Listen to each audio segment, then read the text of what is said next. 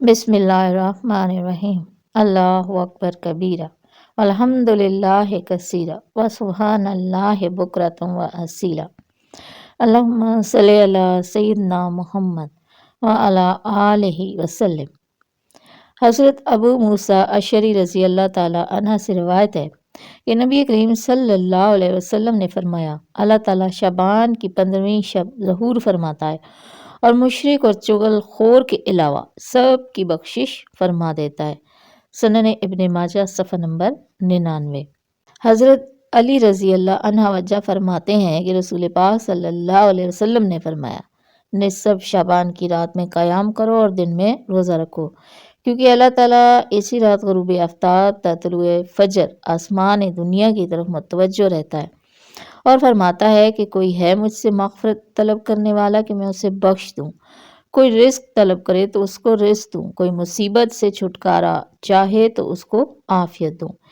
ابن ماجہ شریف صفحہ نمبر 99۔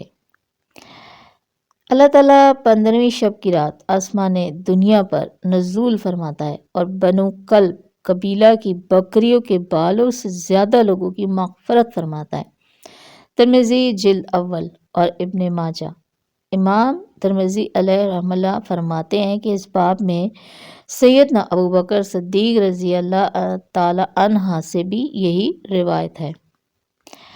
مغرب سے پہلے یعنی آج کا دن 14 شعبان ہے تو مغرب کو جو ہے 40 مرتبہ، مطلب عصر کے بعد آپ کسی وقت مغرب اذان سے پہلے لا حول ولا قوت الا باللہ العلی العظیم اور 100 مرتبہ درود شریف پڑھنے کے نتیجے میں 40 برس کے گناہ معاف ہوتے ہیں۔ اب یہ وہ گناہ ہوتے ہیں جو چھوٹے صغیرہ گناہ ہوتے ہیں۔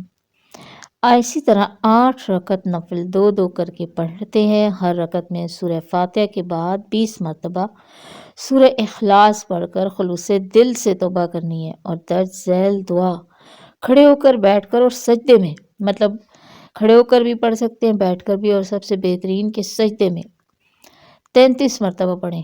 گناہوں سے ایسے پاک ہو جائیں گے جیسے آج ہی پیدا ہوئے ہیں۔ بہت سچے دل سے، بہت پیار سے یہ دعا پڑھنی ہے۔ یہ دعا آپ کے ساتھ شیئر کر رہی ہوں، یہ لکھی ہوئی ہے۔ اسی طرح آپ نے 33 مرتبہ اس دعا کو پڑھنا ہے۔ پہلے 8 رکعت پڑھنے ہیں،